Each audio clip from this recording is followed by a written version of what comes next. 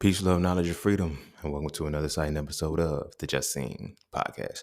And today, as you've seen from the title, we're going to be talking about language. Specifically, we're going to be talking about language as the greatest form of magic.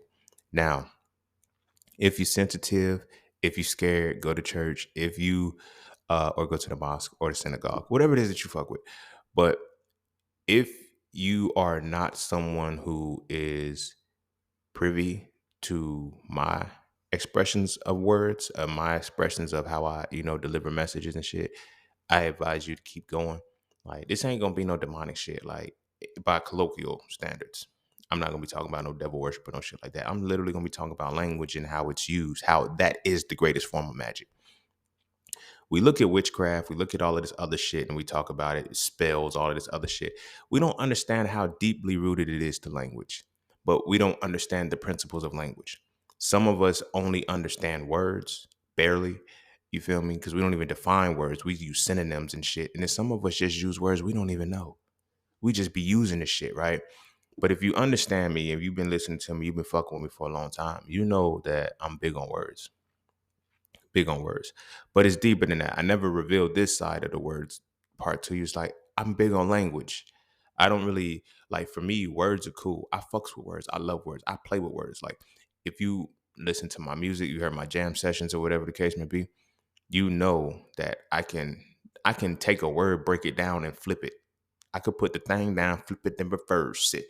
But it's because when you understand language from the level that I understand language. And this is one of those things where they would call this a divine gift. But when I understand, I want to let y'all know something. I'm gonna say this right quick, and I'm gonna keep flowing. A divine gift. There's only one gift. That's the gift of life. Everything else is yours. Everything else is yours to explore. Should you choose to use life to do it? You feel what I'm saying? So I don't want you to feel, it's part of the words and semantics. I don't want you to feel like when I say this is a divine gift for me, that it's something that you don't have. No, it's something I chose to unwrap. That's all. You feel me? And I chose to unwrap it at its highest level. And my understanding of language, I never had a barrier. I never had a fear of the language. Now, this isn't going to be me going down a rabbit hole, talking about English, talking about Latin, talking about all of this. I'm literally going to be talking about the principle. Shout out to masculinity analysis and deconstruction. I'm going to show you the principle of language and why it's so important and why our understanding currently of it is wrong and why it's the greatest form of magic. When it doesn't matter what you talk about, whether it be spirituality, whether it be religion, whether it be God, whether it be the devil, whatever it is, there's a common thing. There's power, life, and death in the tongue. That's a power affirmation when you really think about it. There's power, like literally, there's either do or die in the tongue, in the speech, but it's deeper than that. It's in the language. You cannot have power in your tongue if you do not understand the language you speak. Simple. And if you do not understand the language that you speak, not only speak, but do you not understand the reasoning behind language, you'll never have power. I see people all the time. They say, "Oh, prayer works, this, that, and the third." Why does prayer work? Prayer works only to the capacity in which you understand language. Even deeper than that, it's only working to the capacity in which you understand the language you speak, because words carry vibration. In the vibration that they carry, they exhibit a certain energy. Now, when you phonetically connect these energies and you speak them, now you invoke sound and now you can bring things into reality. You feel what I'm saying? So again, it's the greatest form of magic. Now, excuse me, with it being the greatest form of magic, how do you use this magic? You feel what I'm saying? If you were never taught the language correctly, how do you have power in your life and tongue? And that's why I wanted to have this episode today, because I keep having and running into conversations with people, and it's like I'm telling them things and they're not hearing it because they're only going to listen to what they have the capacity to. If you paid attention to my episodes on lexicons, like I have so many different episodes just on words alone. Now we're going to bring it all into the language, because it has to go a lot deeper than that. Because language is not just the words you speak, is not the words you know. Language is the manipulation of sound. And I might change the title, and the title might be changed now. Language is the manipulation, influence, and comprehension of sound. So when I say language, it is deeper than just, words. It's sound. Music is a language. Body language ain't really a sound, but you feel what I'm saying. I'm gonna tie how body language is into this, but language is how you understand energy. Language is how the mind can conceive energy. You feel what I'm saying? So I guess body language does tie into it. But language is how the mind can conceive energy, how the mind tells itself to perceive and conceive energy. Sieve is a very that root word sieve is a very important word. Conceive, perceive, receive. That is an important word in language, but especially in the mind. But when it comes to language in this whole and how we're going to go down this rabbit hole, we're going to see how language ties to sound. Not only sound, how sound is now condensed and codified into language, how that's now developed into the words, the sentences, and all this other shit that we pay attention to. We looked at a lot of the English language and shit, and if you failed English, this ain't gonna be a problem for you. If you passed English, this ain't gonna be a problem for you. If you speak another language, this ain't gonna be a problem for you. But you got to understand English in order to hear, in order to be able to listen to what I'm saying, right?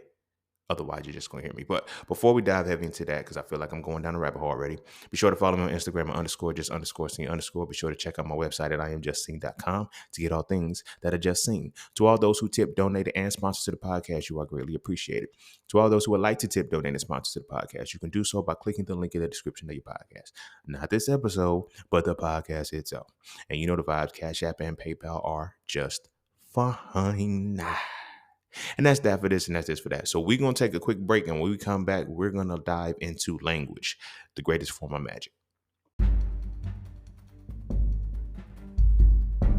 And don't forget to visit IamJustSeen.com. There, you can get all things Just Seen. You want to add the So For Real series to your library? Visit IamJustSeen.com. You want to learn how to master the markets for serious trading and investing? Visit IamJustSeen.com. You want to get your hands on some exclusive merch like tees, hoodies, coffee mugs, hats, bags? Visit IamJustSeen.com. Are you thinking about transitioning into the plant-based lifestyle? Visit IamJustSeen.com. You ever want to just chat with Seen about anything from simple advice to mentorship? Visit IamJustSeen.com. Anything and everything that is me, you can find at IamJustSeen.com. So take a quick peek into my world to see why being just seen is nothing less but always more. Because you never really know what you need until you see it, and you will never see it unless you visit IamJustSeen.com. All right. Welcome back. Gow. And without further ado, we're gonna dive straight into this. So the reason why this episode is inspirational to me and is deep within me is because I come from a culture of motherfuckers who were given a language that they were not originally speaking, who were given a language that they were not allowed to thoroughly understand, who were given a language that codified their entire reality and created a lexicon of inferiority for them. The English language. French and Spanish did the same thing in the islands, but I didn't come from the islands. I'm from this motherfucker. So English is my default language, but what they did with that language was fucked up to my people. Sad part about it is my people don't even really know what language is designed for, because we lost that. And every instance in which we are marked to go back to learn and to reconnect with why language is so important, we get demonized, or they'll say you're worshiping the devil, or you're going against this, that, and the third, or whatever the case may be. This has nothing to do with Hogwarts in any way. No witchcraft, no wizardry. But you need to understand what witchcraft and wizardry begins with: words, language. You dig what I'm saying? A lot of people don't understand the power of sound. Sound is a power that is used to evoke energy, evoke feelings, right? Language as a community, what makes language magical? What makes the power of life and death in the tongue is that it stirs up emotion. I don't remember which episode it was, but I mentioned it in So For Real 3 for sure, but I don't remember which episode it was on the podcast. But when you understand the mind is twofold. It is not just thought. You feel what I'm saying? And feelings or emotion, we'll talk about that later, aren't just, the heart. A lot of people be looking at the heart and the mind as two separate entities. They're not two separate entities. They are the exact same entity. The heart is the mind by way of emotion. The thought is no, the mind. Okay, heart and all right, let me say it again because I want to make sure I say it right. So the heart and mind are the same thing, right? The heart is the mind by way of emotion. The mind is the heart by way of thought. You see what I'm saying? These two things need to work together. Everybody talks about, ooh, the greatest battle you ever gonna have is your feelings over your thoughts, your heart over your mind. No, nigga, it's the same fucking battle. It's the same fucking battle. And so much so that the mind itself is divided into the mind and the heart, same thing, but it's divided into emotion, which is heart, and thought, which is quote unquote mind.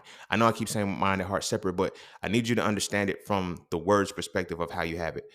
I'm gonna use it like this: the brain. No, it's not. It's the spirit. Soul, spirit, mind. Okay. So the reason why the spirit is balanced, right? Spirit means inspiritu means breath, it means balance, whatever the case may be. But from the spirituality side, it means the balance. So the spirit is balanced. The spirit, even if you study psychology, the word psyche, Psych, the root etymology for that means spirit. Right. So now when they tell you psychology is the study of the mind, no, it's the study of the spirit. Now it's the study of the spirit by way of the delineation between the heart and the mind. I like it like that. It's flowing now. The heart and the mind. The heart is the emotional side of your mind. The emotional side of your spirit. The mind is the intellectual side of your spirit. These two things have to go hand in hand and work together. Right. So when people are in a space where they're not understanding their spirit is because they can't understand their feelings and their emotions. Now, the words in which you speak are going to do one of two things because it is about a resonance of creating the vibratory space. I don't want to sound too woke with that shit. It's about the resonance of creating the vibratory space for you to get this. No. Peep this. So the emotions are one side of the mind. The thoughts are the other side of the mind. Now, the emotion is broken down into feelings. This is why in Soul Frail 3 and with previous podcast episodes, I always said, and this I told y'all it was going to eventually come full circle, and this is the moment it is. I always said there are only two emotions. Everything else is a feeling that leads to the emotion, but there's only two emotions: feelings and thoughts. Right? Feelings and joy and pain. I'm sorry. Now, on the thought side, right, emotions have to balance with thoughts. So thoughts we have, the analogous point is ideas. Well, okay, so the analogous side of the thoughts on the mind are ideas, right? And conceptualizations, whatever. But you have past and present. Your thoughts are either going to be in the past or present. Past or future.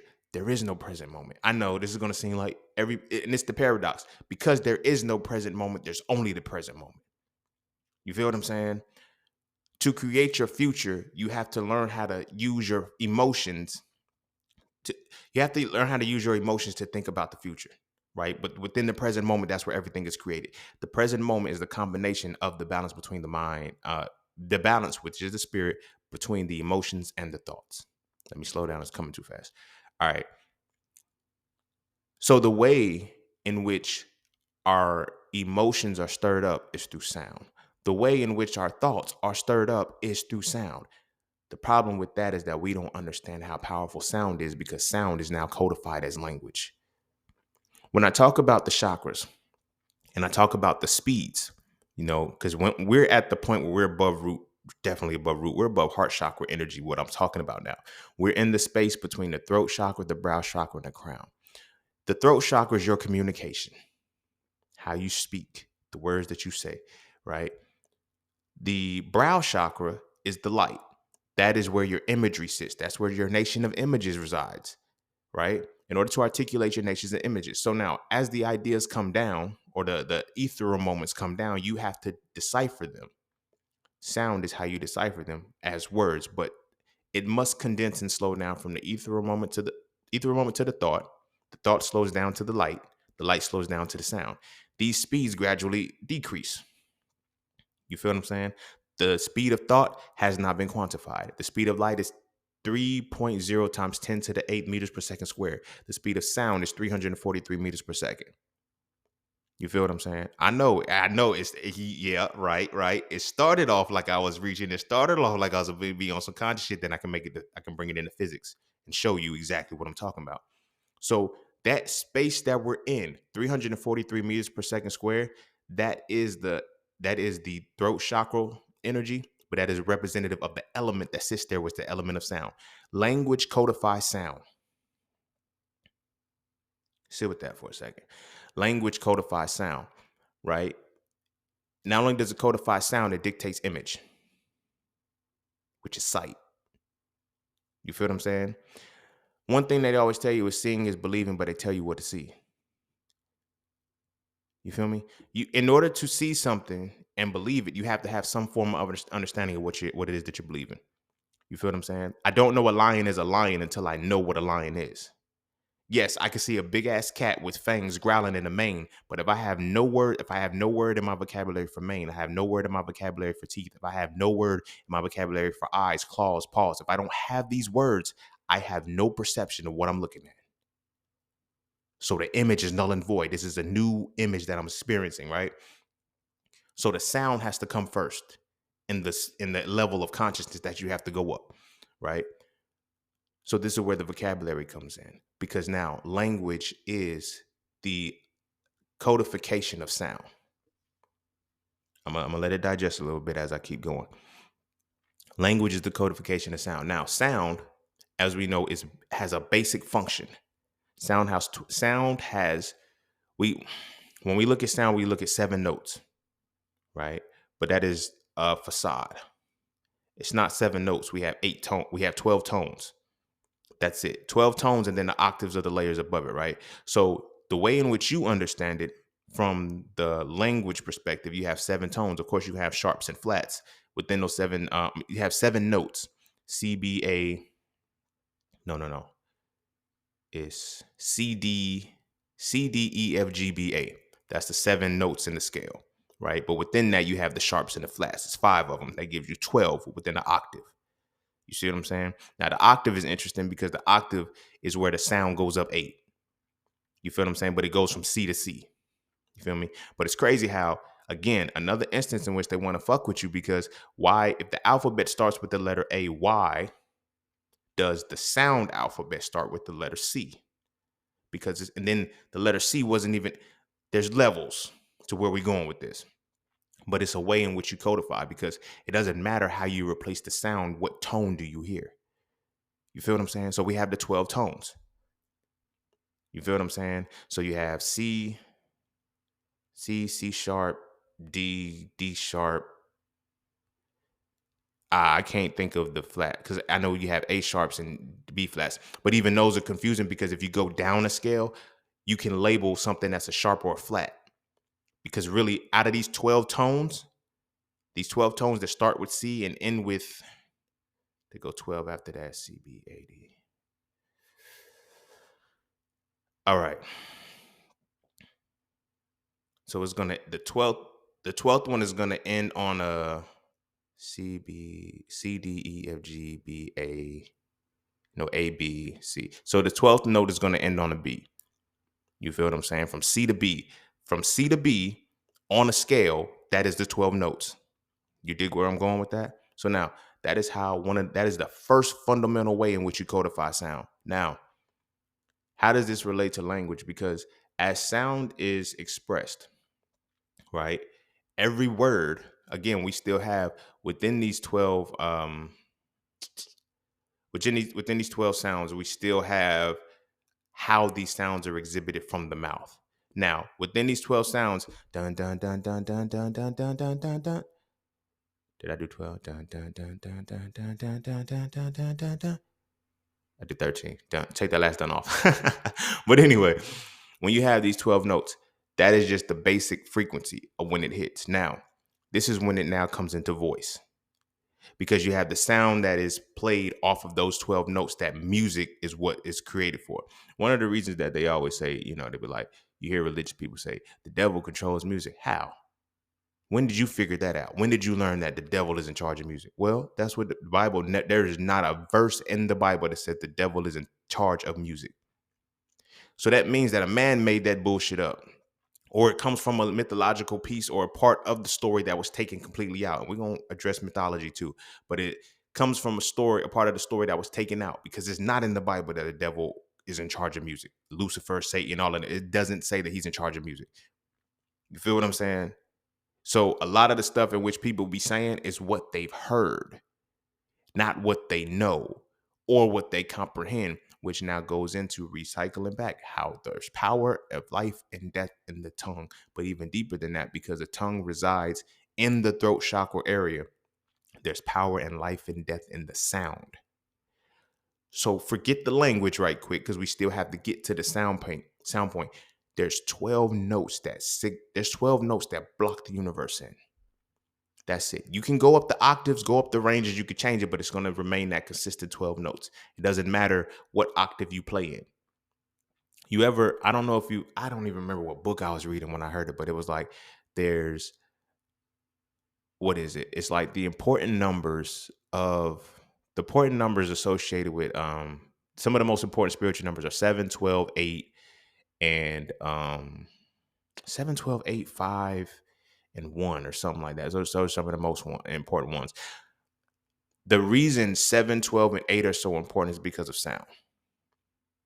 7 notes, 12 tones, and then 8 is an octave, because now it cycles back. Now, it makes you wonder, well, how can 7, 8, and they're not factors of each other. 8 and 12 can be broken down to twos, but 7 sits completely out. But the importance of those numbers is because of the way sound plays out. And I thought we were supposed to be talking about language. Language is the codification of sound. We got to understand sound first.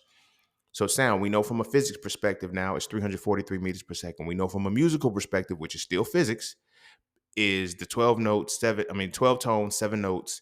And then within those 12 tones, you have the sharps and the flats, or whatever the case may be. When it comes to the voice, right? We know that our voices can carry all of these tones. You feel what I'm saying?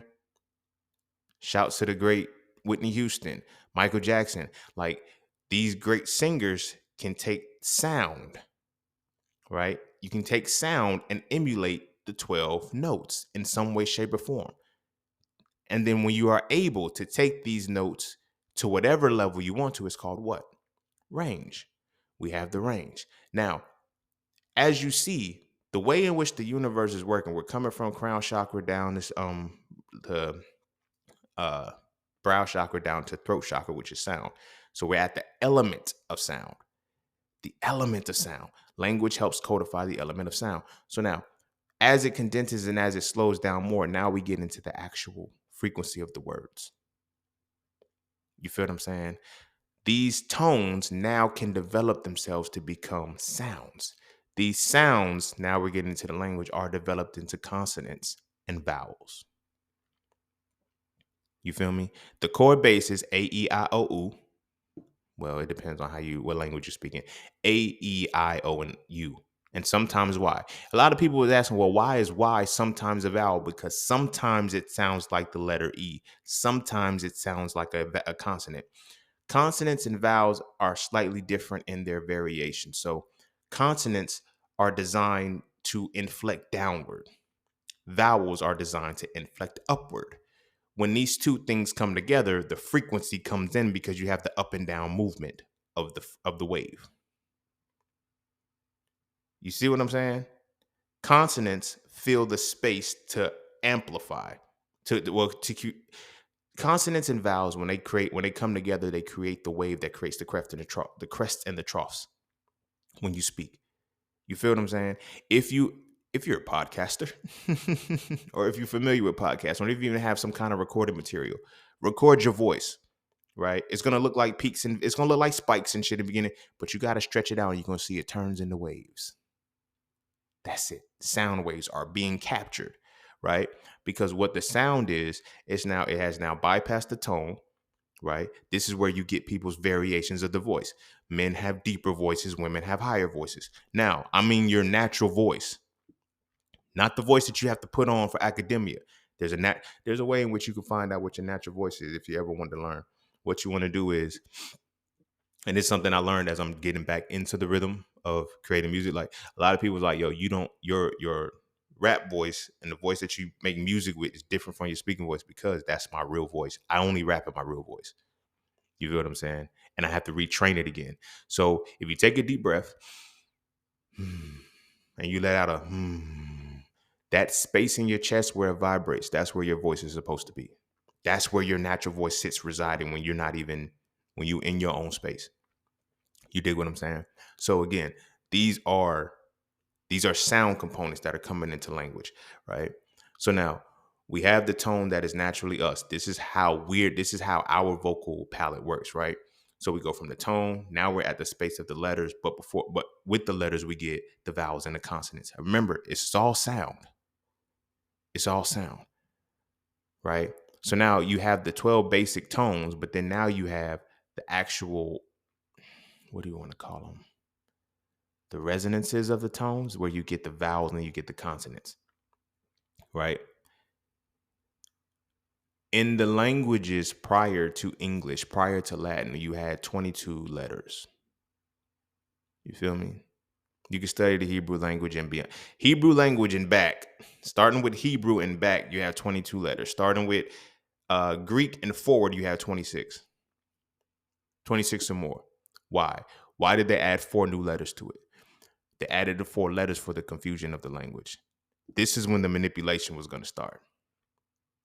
We're going to get down that path, but this is why the manipulation was going to start. The reason why there's 22 letters, because now you're still sticking within the harmonic frequencies of the universe. 22 letters. That is important because 22 sounds. Now, when you divide these letters into the vowels and the consonants, you still get the A, E, I, O, and U, which is 5. Then that leaves you with 17.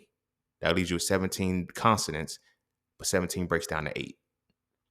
Bringing it back into the octaves. Do you feel where I'm going with this? Now, the letters that we now speak are going to create the words, right? But before we can even understand what a word means, we have to understand why this letter. This is where the shit kind of goes haywire, and but it's also where the foundation of language is. Why does this sound have to go with this sound to make this word? You feel what I'm saying? Because we have to look at it from the bigger picture. In order to thoroughly communicate, you have to understand sound. Now, sound is a manipulative frequency. Because again, what do we have to understand about sound?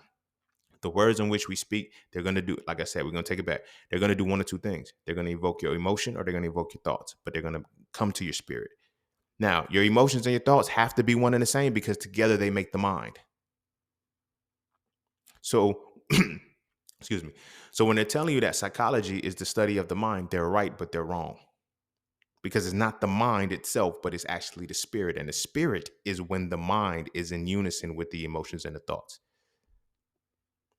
So when they tell you you have mental health issues, they know you have mental health issues because we know your thoughts ain't right because we didn't give you the right way in which you understand your thoughts. So the fact that we manipulate your thoughts and the fact that we control your thoughts and we manipulate your emotions, we know what your mental health is going to be. This is why, what is the general template for mental health? Like when you have mental health issues, what do we generally have? Depression, anxiety, and suicide. The way in which we understand the mind, we know that whatever it is that we're doing, whatever language that we got y'all speaking, whatever way in which we stir up your emotions is going to lead to one of those two things, ADHD, ADD. If you notice, everything those still in the balance. They're opposites of each other. Depression is opposite to anxiety. You feel what I'm saying? Now, I've heard a very good expression of what depression and anxiety really are. Anxiety is constantly thinking about the future. Depression is constantly thinking about the past and not being able to get to either one. So when I bring it back in the beginning, when I said, well, when we look at the thought side of the mind, it's broken down into past and present. When we look at the emotion side of the mind, it's broken down to joy and pain. If that is is that not ADD and 88? Is that Is that formula not the basis of ADHD and ADD and then anxiety and depression? I don't make the rules. I just report them, like I always say. You feel what I'm saying? The language be there. So when they give you the language, they give you the language how they need you to understand it in order to make your emotions be stirred up the way they want them to. You feel what I'm saying? When they came together and did the this is not even the council and I see a part, but when they came together in the 1900s and said, this is how we're going to create the education system, they used psychologists to do it. People be thinking psychology is just like, oh, psychology is just about the mind. Do you understand the mind? I've asked several psychologists if they understood that the mind is divided in between emotion and thought, and they don't. What did you go to school for? I'm not trying to shit on you, but there's no way that I should know this as a random layman person, and you don't. But again, this is when we start going into levels of credentials and stuff. This is just the 1900s, y'all. I'm still talking about the basis. I just wanted to run the gamut right here so we can make the connection of the emotions and the thoughts, joy and pain. You feel what I'm saying? So now when we go back to the invocation of the words, right? The words are designed in order to make your mind work. It has to trigger the emotion and trigger the thought. You feel what I'm saying? In some way, shape, or form, it's going to make you think about the future or think about the past, or it's going to make you feel joy or feel pain. Now, when you look at the subsidiaries of those, you feel what I'm saying? The past is your memories, your future. What is it? Okay, I'm gonna say it like this because it's gonna make it make more sense. The past is history, the future is mystery. And you have emotions, the joy and pain. So rather than me saying past, because I like mystery better, because now when we go back to African spirituality, we go back to quote unquote the occult, we go back to all of that shit. There's the common thing called the mystery systems. See, the mystery systems are easy because are the mystery systems are what they were because the mystery is the one part in the world that you create. Everything else is already created. The joy, the pain, and the joy, the pain, and the history. The mystery is when you learn to master the usage of the mind in order to you can manipulate time in a way. You feel me? If you've heard any of my jam sessions, one of them I said I speak as if it was to guarantee that it's so. You feel what I'm saying? That's a cheat code when you understand the language. Speak about things in the past tense and they'll come into fruition. But they don't teach you that in the mystery system. The mystery system is what teaches you that.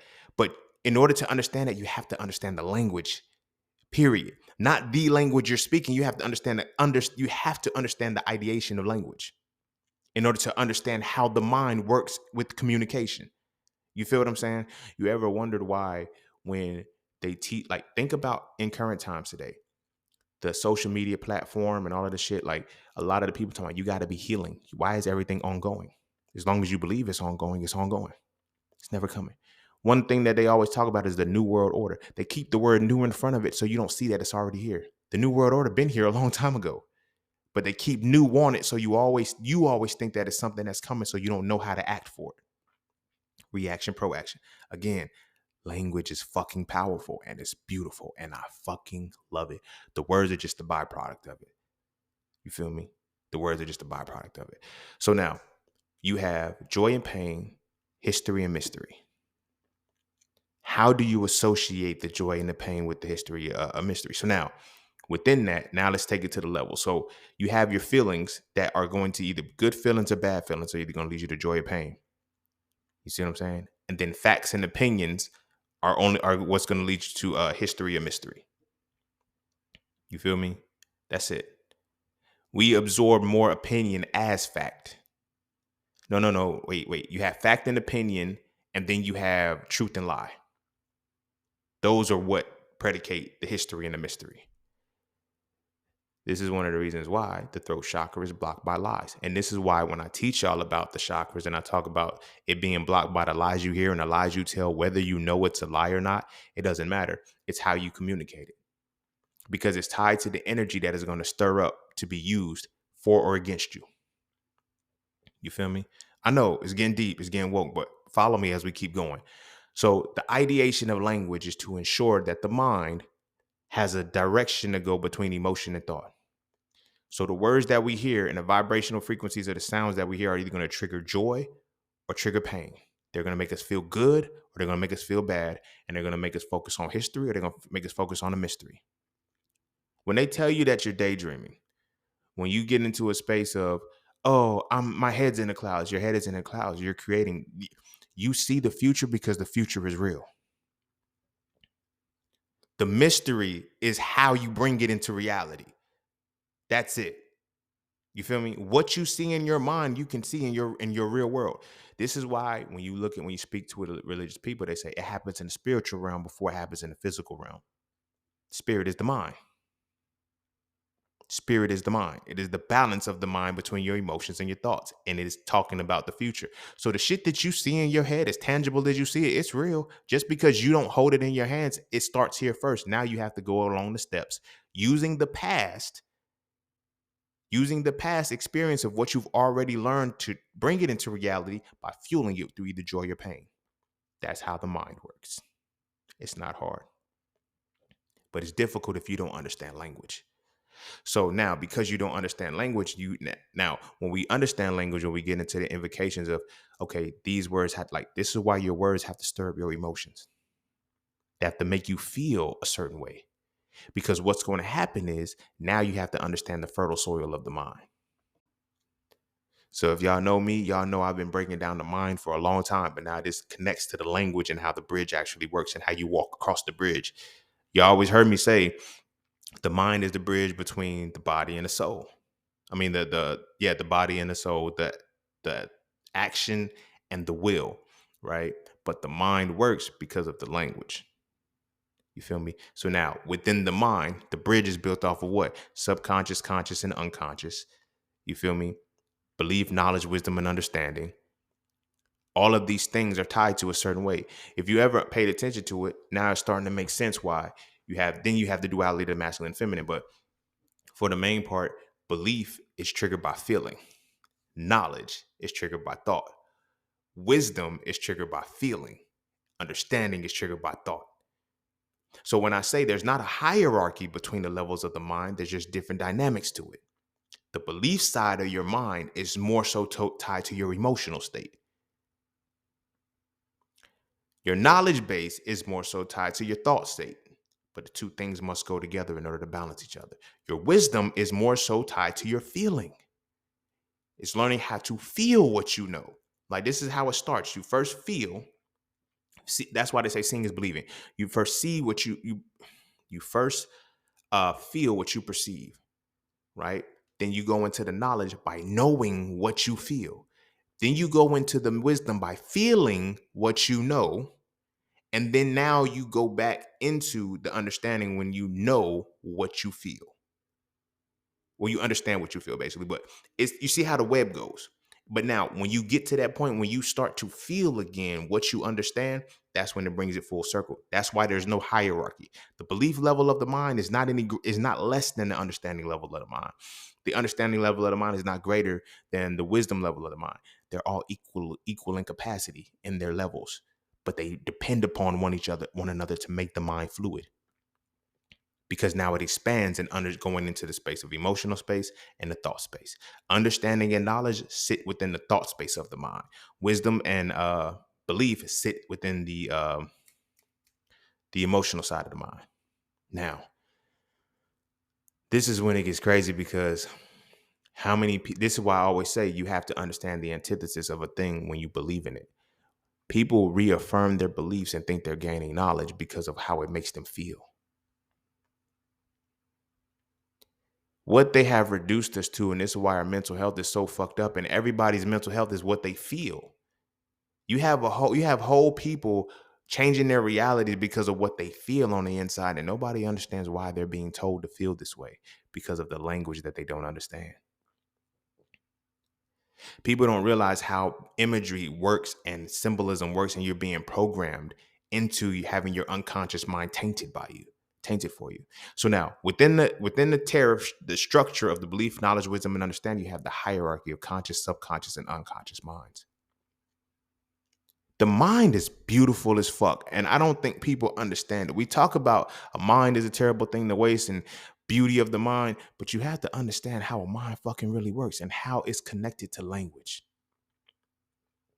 and how language is connected to what you feel and what you think. This is why I always say, do people really think? Just because you accumulate information and just because you regurgitate information, did you really think about it? Because what association with it do you have with the past and the future? Deeper than that, how do you decipher between truth and lie, fact and opinion, or fact and fiction? You see what I mean? Because we know the range of emotions that we have. I'm happy, I'm sad, I'm up and down, I'm up and down. But what are the range of ideas and thoughts? Have you explored those? No, because we don't even take critical thinking until we get to college. The mind is shut down. When the motherfucker said, I do not want a nation of thinkers, I want a nation of workers. They use the curriculum to shut down the whole side of your mind. The whole side of your mind. How? Through the language. Because the language that I'm now giving you, that I want you to understand, is going to create the lexicon and the barrier that you can't think outside of. But yet they'll tell you to think outside the box. You can't think outside the box if you can't feel outside the box. This is why we spend so much time saying, like, this generation that's coming in now and the generation as a part, like, everything is what I feel. I feel like this is wrong. I feel like this is wrong. I feel like this is this. I feel like this is that. And that's why everything changes so quick. And they bank on that, which is easily why the markets are based off human psychology and emotion. We made y'all feel. We made y'all feel, and then we control your feelings. And by controlling your feelings, we by proxy control your thoughts. How? Because we understand what language really is. So now, taking it all the way back to what I was saying, I had to do that part because it was a tangent. We haven't even got to the actual letters yet. Yeah, we break down the consonants and the vowels. Now, the letters now have to come together a certain way. This is why you always hear me say the first way in understanding something is to name it. Because what you're doing is you're now absolving the mystery by association. So remember when I was talking about you have the history, mystery, which are the parts of the mind that are analogous to joy and pain, right? How do you infuse joy with the mystery? That's the challenge. You feel me? They program us to have painful pasts, so that way we also create painful futures. How many of us dwell on the joy that we have? No, because whenever we do have joy and we share it with somebody, we're sharing it with a motherfucker through a painful lens. So they're going to say you bragging and hating, and they can't fathom it. So they're not even able in the space to connect joy to mystery. This is one of the reasons why we stay in our heads and we fantasize so much and don't realize it. There's so many creative people I know. There's so many people I know who want to bring things for rap. They be like, I stay in my head. You stay in your head because that's when you're connecting joy to mystery. If you bring it into reality, it'll get out of your head and you'll stay out of your head. You're in your head because you can't come out of your head around people because you don't know how to communicate. One thing that I often hear from a lot of people is like, yo, you articulate yourself very well. This comes from understanding the language and understanding language as an entity, not just the language I speak, but understand language, how it associates with the expression of sound. You feel what I'm saying? So tying it into actual, just not even vocal sound, the energy that is evoked off of our language, body language is the same shit. You communicate body language. There's something that you feel that shows up on your face, shows up in your mannerism, shows up on your arms, shows up the way you cross your arms, the way you sit with your legs crossed, the way you tilt your head to the side. This is this is a horn tooting moment, but I've always been tapped into this. So when people ask me like, yo, how I know when I can get a woman and when I can't, I read her body language. I can tell how she leans into me when I'm talking to her. I can tell the way she touches me. I can tell a whole bunch of the things in which she does on a minute level that she's into me. I can also tell when she doesn't. I don't need hints. That is the hint. You feel me? I ain't even gonna say that because this is a podcast episode. But these things have always been all around us, but we just have not been given the language to understand it and codify it the right way, because they're not going to teach you the language, because then they have to go in and show you what it is to understand the sound. because now they have to show you that that's what they're controlling. Sound. Sound and light are the most powerful things to control. When you can control sound and light, you can manipulate anybody into doing what you need them to do. Now, light slows down into image. I might do an episode that is like this with when it comes to light, but light slows down the image. This is why music and music videos have to go together. I'm going to put all of this music, beat it over your head, and then I'm going to put an image with it. So this is what you see. So now I can program your mind. I'm going to create your imagination. Now, in creating your imagination, I'm going to make sure your imagination has the right words to create the right associations. You ever wondered why music isn't complex? We're getting to the language part, but I just want to say this real quick. Music is not complex because they want everybody to be programmed the same way. If you understand astrology, you understand. I'm gonna talk about this in the future, very future episode, a near future episode on age. They make you, they give you the age that is the quote unquote number rather than the age in which you really are, according to your experience. Everybody's not the same age. Yeah, I get it. We may have been born on the same day or whatever case may be, in the same year, lived, but that experience changes us and it accelerates us or decelerates us. This is why you can have 60-year-old people with the mind of a 30-year-old. You have 30-year-olds with the mind of a 100-year-old person. You feel what I'm saying? Because it is not our age number. It is our age of experience. But now I'm going to codify you to say, hey, you sit here. Some of us were too smart and too advanced to be sitting in the same class. I'm living proof that I should not even have been in the classes I was supposed to be in. When I was in the 3rd grade, they told my mom I was reading at a college level.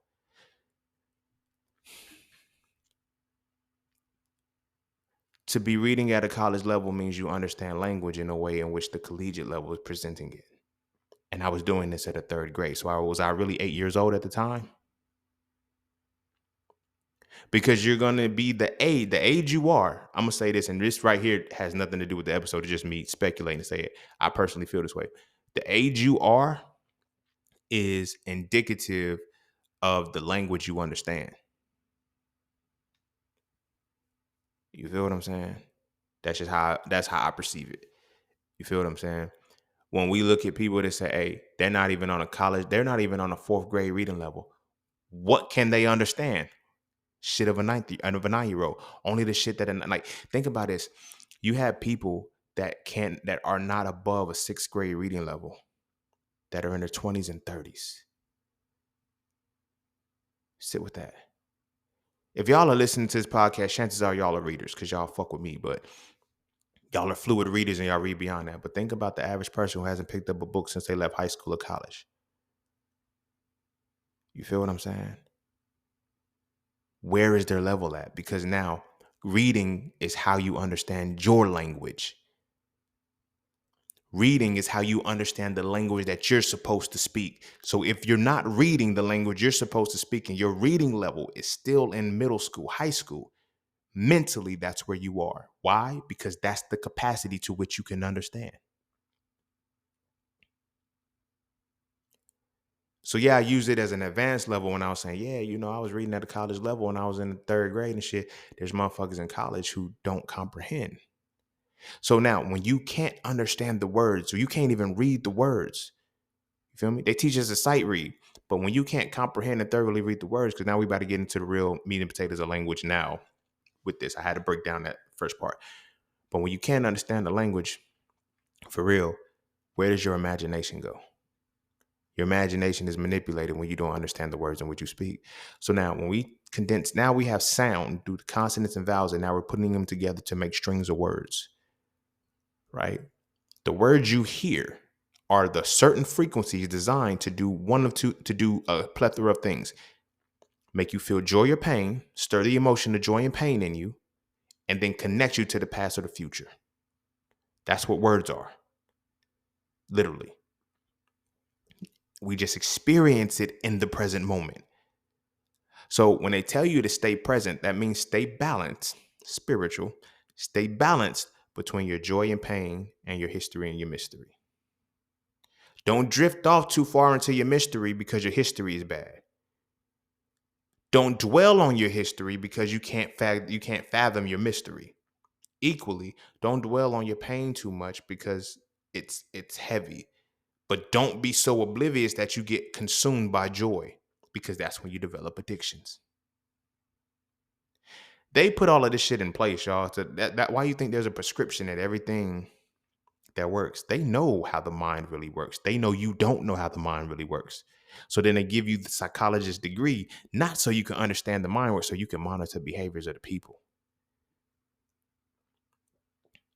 Every psychologist that I know, every person that is majored in psychology, they say the same thing. They never say they understand mind. They say they pay attention to behaviors. What is a behavior? Behavior is an outcome that is predicated by the emotions and the thoughts that come together. You see what I'm saying? You ever seen a motherfucker say, I don't know why I did what I did? Yes, you did. You just didn't comprehend why you did what you did. You can't articulate it. Whenever I've learned that people say they don't know why they did what they did, it's because really, I don't know how to articulate what made me do this. Here's where religion comes in. Because if I want to separate myself from creation and destruction, I don't know how I did it. I was tempted by a devil, or I was compelled by a God. But neither one of these things do I understand the meaning of. But from what I believe, I know that me doing this dumb shit was the devil. But if you sit down, like, why did you do it? I don't know. The devil was busy. No, you don't know how to articulate what compelled you to do that shit. Because the thoughts that came into your mind were real. The thoughts that led you to that were real. They were all yours. You don't just accidentally do shit. Like people are like, yo, I didn't mean to cheat. Well, what did you mean to do? You feel me? You didn't mean to get caught. But you don't know how to articulate that. I didn't mean to do you like this. No, I didn't mean to get caught. I didn't mean to have you catch me. But the fact that we have a limited vocabulary and the uses of the words that we don't know. This is why one of the biggest reasons why when women are talking, I ain't gonna say I shut down because I don't. I really listen to women because I understand it. But I understand like when women be all over the place, and this is it's a brownie point for me. Women be like, yo, you really listen to me because I know you're all over the place because I understand how the mind works. Now, when we understand the differences between men and women feel before they think. Men think before they feel. With breaking down what I just expressed about how the mind really works, that means that according to the spirituality side, according to spirit, women are always going to express their opinion or express their thought from the standard of joy and pain. Off rip. Men are going to speak according to past or present, past or future. Because we don't have much creation in the future, because we don't honor our mystery, we have to draw on experiences of the past. So whenever somebody says something, we are trying to solve a problem based off of the data that we already have.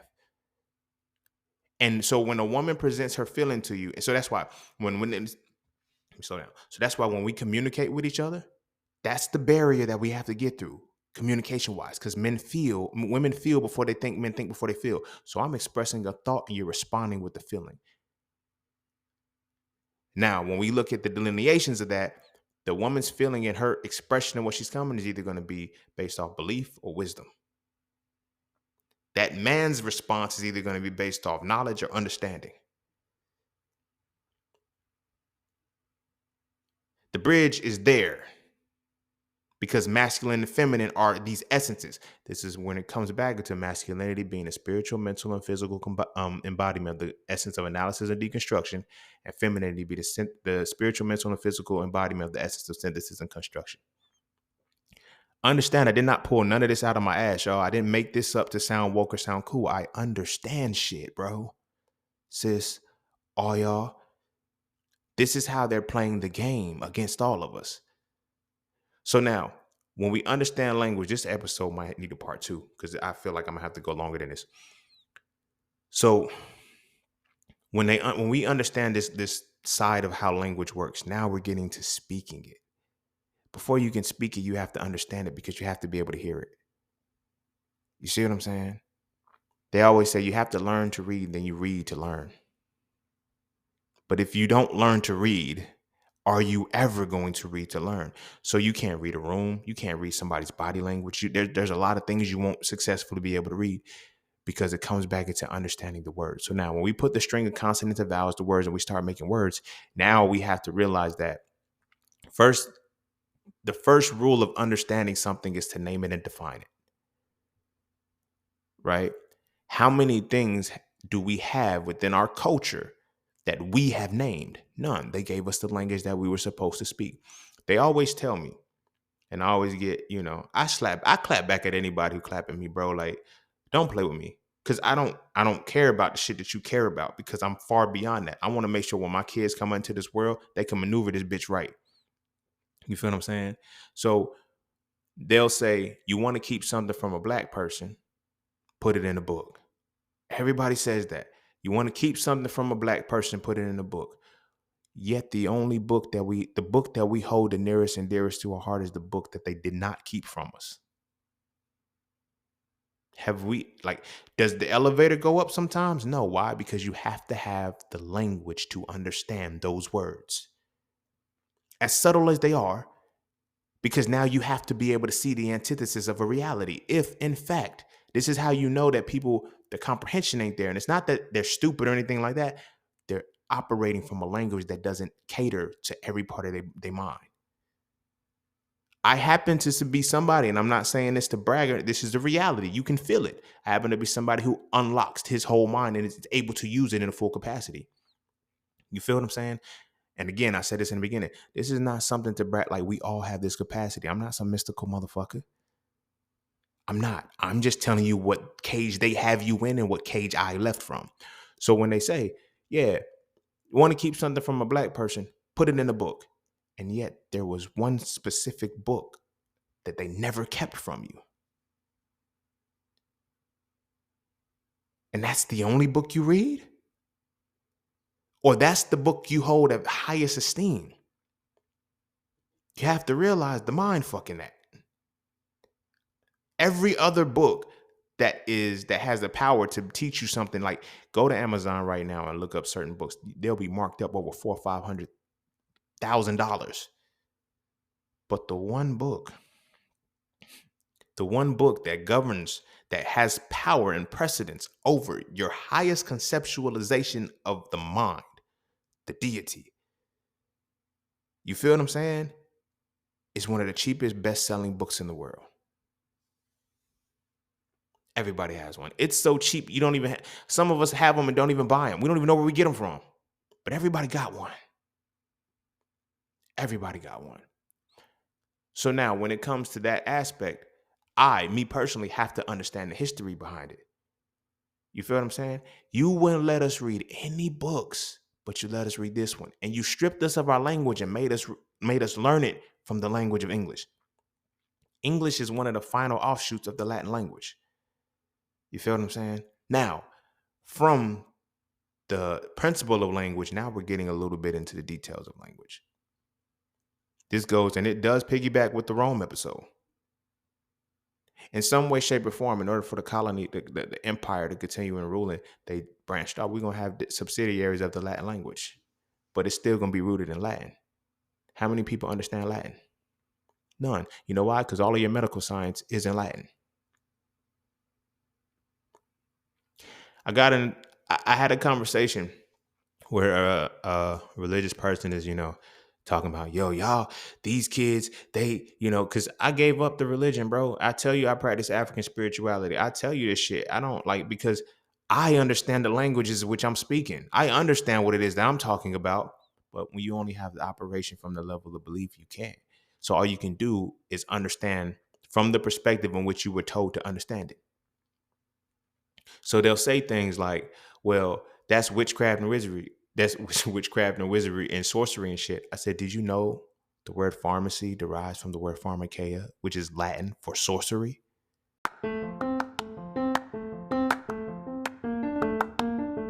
All you keep hearing is get into the markets. But do you trade or do you invest? Should you do stocks, Forex, crypto, or NFTs? My personal answer is not a single one if you don't know how to read a chart. Without knowing how to read a chart, you end up giving all your money to those who do. Do you know what a candle is? Do you know the pocket of activity? Do you know the difference between market direction and market control? If you answer no at least once, you might want to learn how to read a chart first. Learning how to read a chart will let you know if you should trade or invest, and if you should do stocks, forex, crypto, and or NFTs. It will also let you know if this is even for you or not. So visit IamJustSeen.com to learn how to read charts with my Mastering the Market course, ebooks, and webinars today. The world is changing. The question is, will you adapt with it? So you can, in one breath, like who's really succumbing to magic right now? Who's really the actual person being manipulated by devils and demons? The person who's on prescription drugs or the person who's not? The person who dedicatedly goes and spends their money consistently on sorcery, or the person who's not? Not only that, the person who can break the spell. You see what I'm saying? Because you don't understand the language of the Latin language. When I started to realize how I was breaking the codes and shit, it wasn't just like people like, yo, you're a healer, you this, that, and the third. No, it's different than that. I cracked the code of language. You feel me? So I know how to speak in a way that opens both sides of your mind. I can trigger your feeling and I can give you the thought. In addition to that, I can connect to the joy and the pain in you, and I can connect to the past and the future. You feel me? For example, if you fuck with me heavy, chances are I've inspired you, right? If you fuck with me heavy still, chances are I fuck with you heavy. I mean, I've inspired you. Now, the people that I couldn't inspire, I intimidated them. So now let's break down what part of the mind that is. Inspiration is going to create the mystery. Now people say, I feel like I can do anything. Yeah, you can bring what's in your mind into your reality. You feel what I'm saying? Now, that's inspiration. The opposite of inspiration is intimidation. Now, inspiration is going to be tied to what? What emotion though? Joy. Not only do I give you the fuel that is joy, I give you the thought that is the mystery, and now you're able to bring them together and you create. The people that get intimidated, it triggers joy, it triggers pain, and it triggers the past. Now they have to destroy. They usually try to attack me, but they have to destroy because now they can't create with that. You feel what I'm saying? But this is how powerful the mind is, because it depends on whether you have the conscious, subconscious, unconscious, and what things you're gonna operate from. So when they give us our words, right? When you go to school, they give you certain books that you're going to read, certain things that like excuse me, certain literature that you have to have. All of these things are subsidiaries and extensions of how you need to understand language. But like I said, we're not going into the details of language because we just broke down the principle. When we look at the details of language, language now comes into the letters. Letters make words. So you have the sounds that make letters. Start there. We skip that part wholeheartedly. We learn the alphabet. We learn the pronunciation sound makes letters. Letters make words. Words make sentences. Sentences make paragraphs, and so on and so forth. You see what I mean? Why do they never teach us about sound? They teach us what sounds these words make, but they don't teach us how sound is a foundational piece in its own. And sound is designed to invoke both thought and emotion. So when I speak, in order to make you think, I have to make you feel. And in order to make you feel, I have to make you think simultaneously. It's not an accident. So now when people feel dumb because they can't learn, because what's in the thought that's being invoked right now is triggering into your most of what we learn in school is based off of the trigger response for our mystery. The people who struggle with that are the people who get stuck in the history of it all. Like you have a history buff. Most history buffs suck at anything analytical. And I'm not trying to shit on them, but think about it. The people who can do things like, for example, we praise and we hype kids up for passing spelling bees. You can spell. The fuck? I'm going to use that word in a second. Just hang tight. It's like you could spell. All you did was memorize the sequence of these words. We praised them for that. Your spelling bee champ, this, that, and the third, because now I know that you're going to stay in the past. Your mindset is built to stay in history. Recall. The education system is based on rote memorization. But this is also why people struggle in math. They struggle in math because they don't understand how to use the mystery. Because with history, it stays the same. With mystery, it's subject to change. You see what I mean? Now, when something's subject to change and you have no control over it, now you have to dwell on your pain from that. That's why people hate math. But people who love math, they find joy in what? Creating the mystery. Problem solving.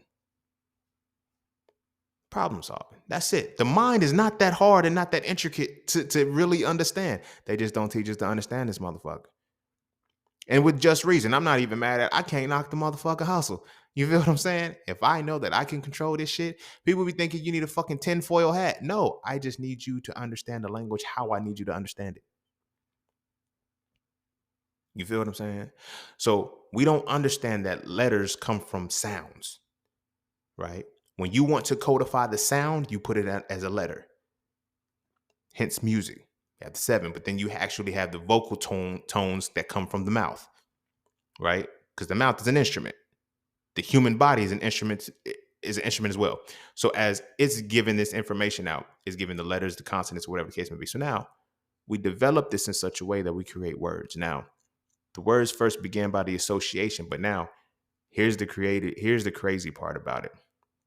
Words don't come before the definition. The definition comes before the word. Something has to be culturally or solidified over time before it can be defined this way.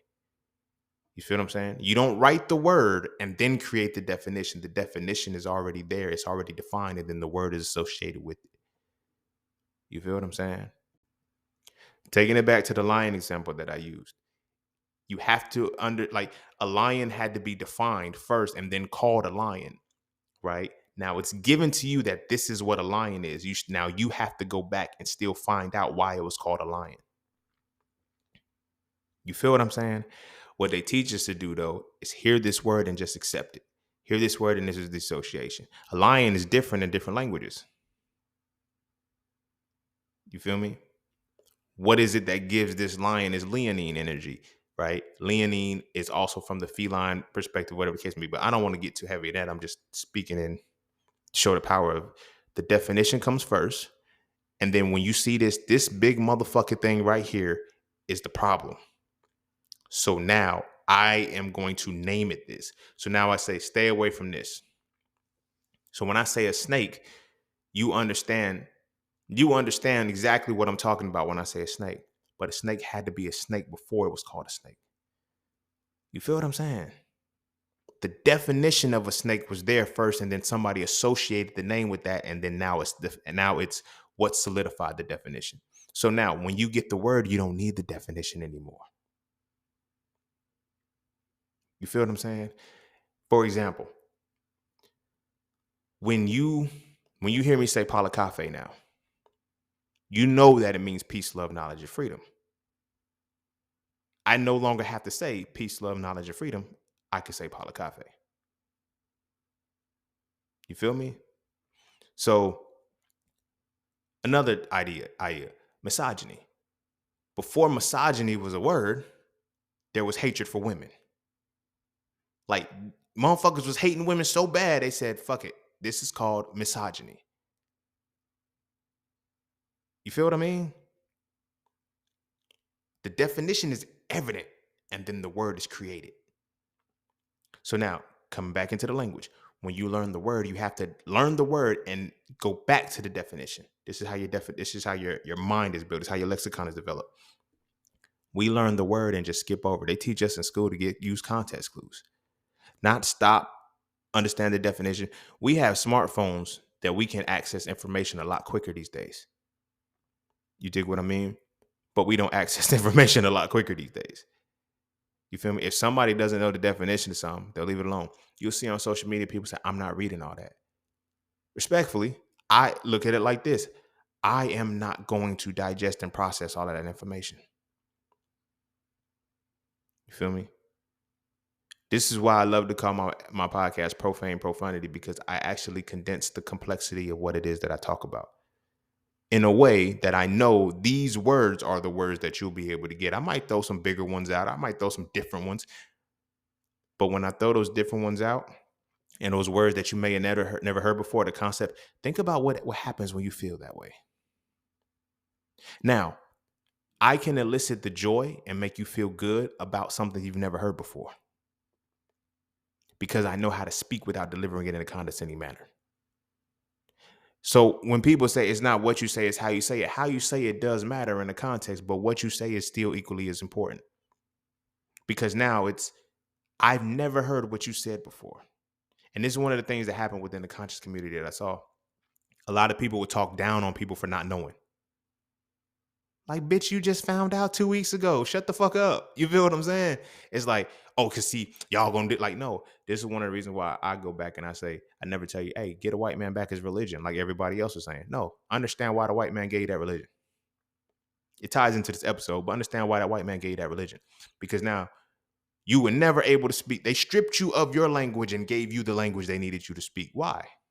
Because now when I give you I can control the words in which you understand. Therefore, I can control how you program your own mind. I can tell you which words are good and which words are bad. I can tell you which words are approved and which words are denied. I can tell you which words I want you to have and which words I don't. And then I'm not even going to give you a dictionary to let you understand them. I'm just going to, and now this is one of the things that happens with repetition. Just because you hear something enough doesn't mean that you know what it is. For years, people have said that they are humble and don't realize that it means insignificant. The universe is well aware of what humble means because of the string of letters that have come together to create a certain sound. So when you say be humble and when you keep telling yourself to be humble and you see your life fall into shambles, I'm being humble. I'm making myself insignificant. And then you wonder why people don't pay attention to you no more? Because you're humble. You're insignificant. Why the fuck would anybody pay attention to you? Humble means to make oneself insignificant. And then you get mad when you're being humble and nobody pays attention to you. Don't nobody listen to me. Nobody shows up for me. Nobody does this. But I am a humble person. Magic. The greatest magic is language. And language you don't understand. So now, as we get into this, when sounds come together, they make the sound is defined by letters. Letters come together to make words. But in what is it called when you put the letters together to make the word? Spelling. It's a spell. It's a spell. And cursive writing is a connected spell. But we're not even going to get into that. If you look at any of this is one of the reasons why they took cursive out of school, low key. We're starting to pay attention and see how are the kids getting worse. Cursive is gone. My generation, we at least had cursive. I remember learning cursive in 3rd grade, but it wasn't enforced for us to write it. The generation that preceded us, because we came into the technological age. So most of our shit is thumbs. We're no longer connecting the words with our energy. You think about back in the day, even if you look at the Declaration of Independence, you look at the Constitution, what is it written in? Cursive, nigga. Why is it written in cursive? Because it connects the spells. Cursive. Now, curse doesn't necessarily have to be a demonic word. Curse doesn't necessarily have to be bad, but curse and blessings carry the same energy depending on which side of the coin you're on. So cursive writing is a connective writing that connects the spell. Do not separate the spell. So now they teach you cursive, then they teach you print. Then they went from print to text messages to like the letters aren't even in the same order no more. Niggas can't spell no more. Motherfuckers struggle with there, and there. Niggas can't spell no more. Because now, when it comes to spelling, you have to understand context. You have to understand reasoning. The English language is designed to confuse you. If you can master this language, use a code, motherfucker. You feel what I'm saying? But in understanding why this language was given to you in the first place, it was given to you so that you cannot use your mind correctly.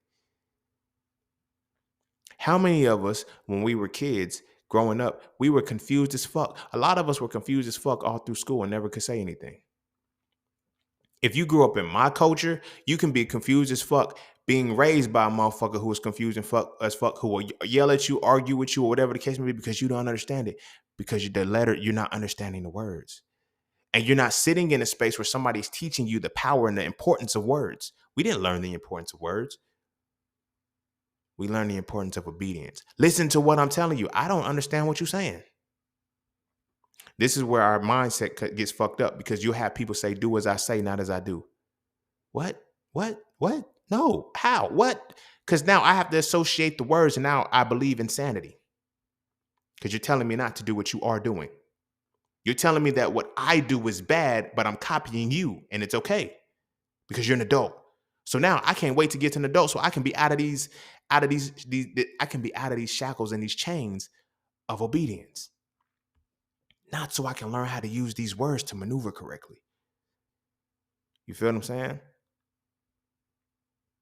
I think it's a gift and a curse. It's a bittersweet thing. You know what I'm saying? Whenever I would ask my mom a question, she would say, "Go look it up." You feel me? So now we're in a space where it's like I don't ask you for nothing because I go look it up. You know what I'm saying? And it gets kind of like, well, damn, but I understand how the language works now. When I need to learn how to spell a word, I went to the dictionary. And in going to the dictionary, this is why when you look at the spelling bee, they're trying to get you with the spelling bee, but it's like you spell the words, and then can you use it in a sentence? Can you give me the definition? Because if I know the definition, I know where I should go for this word. Sometimes I don't register the individual word, but now I have this definition.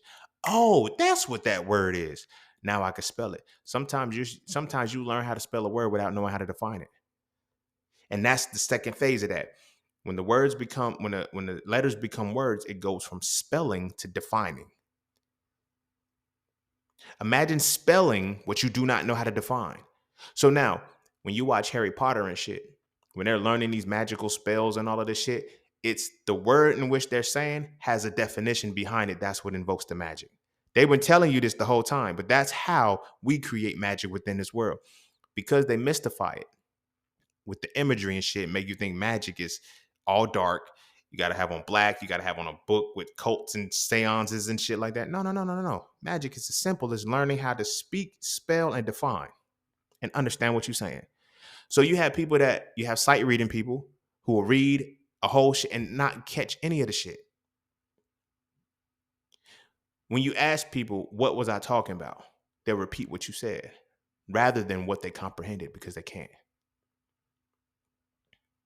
And now that goes back into whether or not you learned how to read for real. Not just see words, but reading is you have comprehension, which means that when I see these words, I also see these definitions. That's the part of the magic that we don't get. When I see the words, I see the definition condensed. When I say the brown dog ran, that's 4 words. The brown dog ran. That's 4 words. Brown. I have a whole association definition of that. A color resembling blah, blah, blah. Dog. A 4-legged creature that does this, that, and the third. Ran. A movement of action that is beyond sprint, that is beyond walking in which your legs bend or whatever the case may be. All of these definitions are condensed into words. That's the magic. So now, I don't know what episode it was, but y'all remember the episode I was talking about where I was like, some people, if they only understand 3 words out of a 7-word sentence, and now they only stand 20, let's say they only understand 30% out of the sentence, and they only stand 30% out of the paragraph. What were you saying to them? We live in a world where people will not stop and say, what are you talking about? Clarify that for me. And even so, people are so big on articulating that they cannot clarify what they're talking about. They will restate it a different way. No. When somebody asks me, what do you mean? I can hear and I can say, okay, well, what level are you on? I'm not going to ask them what level, but I am going to make it simplistic for them in the context in which they can understand it. Why? Because I understand what letters they like. If you're not hearing the words that I'm saying, I understand what words I'm using. I understand what words I'm defining. I only use the words I understand. You feel what I'm saying? And I'm able to define. So for me, I'm not spellbound. Now, on the other side, when you hear this and you're like, what? Soon as you don't understand the word, soon as you hear the word and you don't understand it, blink. This is why they have doctors. This is why they have lawyers. This is why they have psychologists. This is why they have these quote unquote professions. What does the word profess mean? to speak. So the professionals are those who speak on your behalf. What are they speaking on your behalf? Words you don't understand. And words they don't even understand because they have a conditional perspective with it.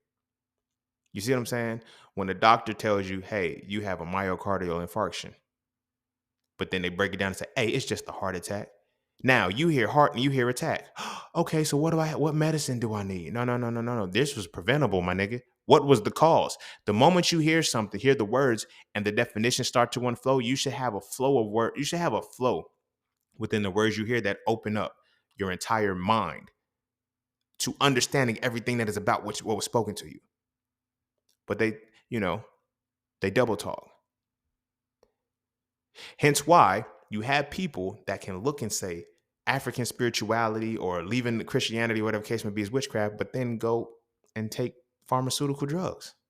Literally, that's sorcery. You feel what I'm saying? It's crazy. I've had people look at me and say, oh, you're practicing witch doctor shit like they did. No, I'm like, why do you think they call them witch doctors? To demonize the fact that we're going to do the same shit. There is absolutely no difference between a quote unquote witch doctor and a pharmacist. Because now when you look at pharmacists, they look at the root of the word IST, right? IST means profession, perfection, or whatever case may be, but pharmacy derives from sorcery. Is that not a wizard? A professional of sorcery? Think about that. An expert in sorcery is what?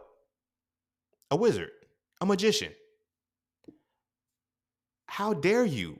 You feel what I'm saying? How dare you shit on my people for being connected to the earth and not needing to extract the individual, the active quote unquote component of the shit and merge it with some other shit to fuck people up and use it the right way and then go and do it yourself and rebrand it.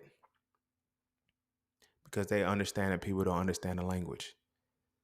So now we're gonna make everything that's out of your reach in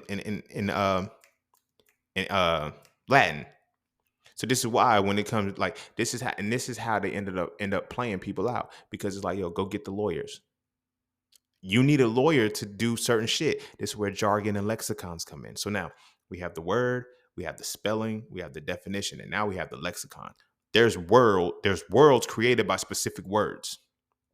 And you can only speak those words and they only matter in those realms. You feel me?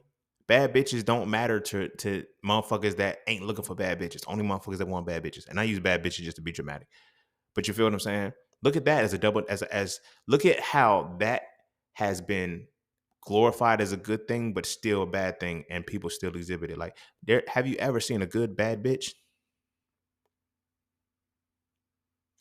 Remove the mysticism of, oh, she dressed good, she this, that, and the third. Have you ever seen a good bad bitch? And what I mean by that is, in my mind, in my life, I'm not just saying in my mind, in my experience, I've never met a bad bitch that did not have a fucked up attitude.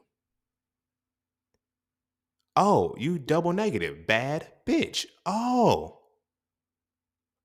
And she lives a bad bitch reality. Real niggas too. Real niggas is dangerous. Real niggas is wild. Real niggas is reckless. There's nothing good about a real nigga. Ever. But yet, we have been convinced that that's okay. Do you know why? Because the people that gave us the language in order to keep us sedated where we are. I say this all the time and people get flack for me. They get mad at me for it, but it's true. A real nigga, a bad bitch, and a good Christian are all the same thing. Because now we're going into semantics. You feel what I'm saying? Semantics are real wizardry, because it's like real wizardry, because that is saying the same thing a different way so you don't know what it is. Like, for example, the witch doctor and the pharmacist. When you hear the word witch, it automatically shuts you down. But when you hear the word pharmacist, it lightens you up. But it's the same shit. It's the exact same shit. You feel what I'm saying? It's crazy how we have an issue with the word divination, but we all want to be divine. Nigga, do you not know they come from the same shit? This is why I be like getting on people when they be like, yo, humble, like humble and humiliated ain't the same. They come from the same root of humility, bro. Humility, humiliation, and humble. How is that not the same shit? Because you don't understand the words you speak. You don't understand the power of the language. You don't understand the magic of the language. The magic is that potent, that is that easy, and is that difficult. Is that easy to miss, but that difficult to grasp? How? Because they don't teach us shit. So now, imagine how good the game is now when they don't even give you definitions anymore. They give you synonyms. Fuck semantics. Like that's semantics on a whole nother level. Oh, here's a synonym. So not only do you not know the definition of this word, you're going to replace it with another word that you don't know the definition of.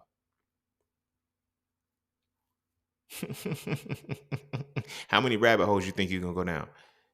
So how many times have you asked somebody or somebody has asked you what this word means? Like, it means like, bam, no, don't mean like. What is the exact definition of this word?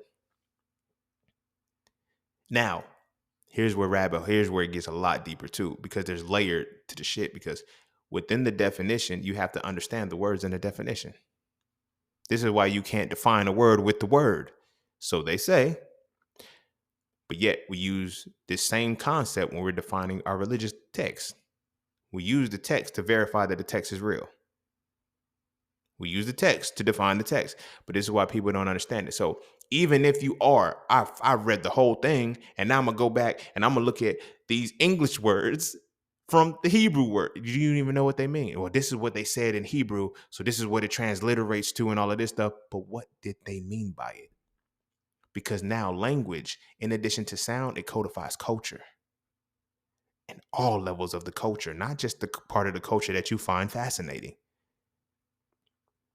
This is why in one breath you cannot say things like this is why people can't say, like, you can't in one breath get mad at or say abracadabra, because that's the word that I'm ultimately going to get to. So when we look at Hebrew, right, abracadabra, these people were magicians because they understood words. So when you say abracadabra, somebody gonna say that's witchcraft. But then when you understand the definition of abracadabra, it says what I think I create. How is that witchcraft? Now you have to ask yourself, what is witchcraft? From the words, from the actual word perspective, you hear witch and you hear craft and you don't know what it is. Who called witches witches, and why were witches called witches? Again, the witches and the wizards were alchemists. When I say alchemist, it's no longer a problem.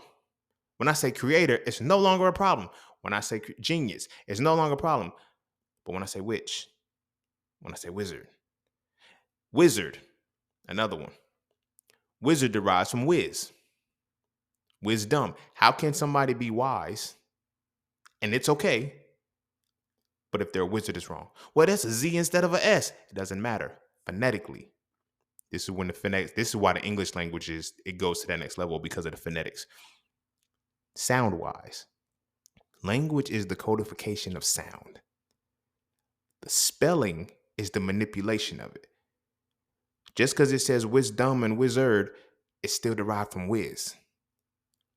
Just because one uses a Z and one uses an S, it doesn't matter. That the phonetics is what it is. Why do you think the English language is designed the way that it is? You were never meant to understand it. This is why they wanted it to be the universal language. You were never meant to understand it. This is why you have tough, trough, bow, through, all end in O-U-G-H. And I just said 4 different sounds of the same fucking ending sound. The suffix, it's all the same. But how is it sounded different? You feel what I'm saying? Then you have words that are spelled the same, pronounced it like it's made this way. So now, this is why it's important to understand how to spell the word. And then understanding the spelling of the word, and then with understanding the spelling of the word, you understand the definition. This is why y'all always said, I still say good morning to people, because I'm not speaking about morning, because I understand the spelling. Whenever I used to hear people say that shit, it ties them into the phonetic side of it. Now I know it's going to seem contradictory what I said. Well, if you just said whiz and wisdom, yeah, they came from the same root. Morning and morning don't come from the same root. It's part of the English language. MOURN does not come from the same root as MORN. You feel what I'm saying? So they're two different morns. Wiz, WIZWIS, because S and Z's have been used interchangeably, come from the same root.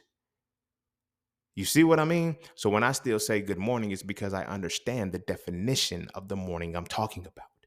When people have been telling you, oh, y'all got to stop saying good morning and say grand rising. You don't have to. You need to understand the definition and the differences between the words. That's it. You can say literally whatever the fuck you want to say, but understand what it is that you're saying. By understanding that language is the codification of sound. So understanding the sounds that are supposed to be used to invoke your feelings. So now, this was a long episode. With all that coming into that's just the basis of the principle of what it is. This is why music is so powerful. This is why music has gotten to the streaming point. This is why they want they want music the way it is, but this is why they want music dumbed down. Pop music, the popular music, that's the programming music. You feel me? Hip hop with hip hop now shifting into the pop space or whatever the case may be. That's the programming music. They know what they want you to say. I be telling people all the time. They be like, "Yo, the devil was in charge of music or whatever the case may be. The devil runs the music industry. If the devil runs the music industry, why are the only genres that black people participate in are hip hop, R&B, and gospel?" Sounds good. Sounds good. If there was because each one of these things are a sedative. The rap music makes us violent and overly aggressive. The R&B music makes us sexual. There's no longer rhythm and blues. Y'all remember when R&B was actually rhythm and blues? There's no blues in it. It's just fucking. It's just fucking at this point. You feel me? Hip hop music used to teach. It used to be a teaching tool. Now it's just killing, shooting, and trapping and shit. Violent shit. You feel me? And I get it. Well, gospel music, it inspires people. There's more gospel music telling you ain't shit and you ain't worthy and how fucked up you are as a person that you need this than it is actually uplifting you. And that's not by accident. That's because we know that you don't even understand what it is you listen to. We create the music to make you chase something you'll never catch. That's what gospel music does. It makes you chase something you will never catch, and you don't know you're not catching it because you think you have it by listening to the music. It's crazy, right? It's crazy. And you wonder why those are the three genres that they push. They're not pushing the conscious rap no more. They're not pushing the music that makes you actually think. You know why? Because music is that potent to where music simultaneously, like lyrical music, it simultaneously makes you feel and makes you think.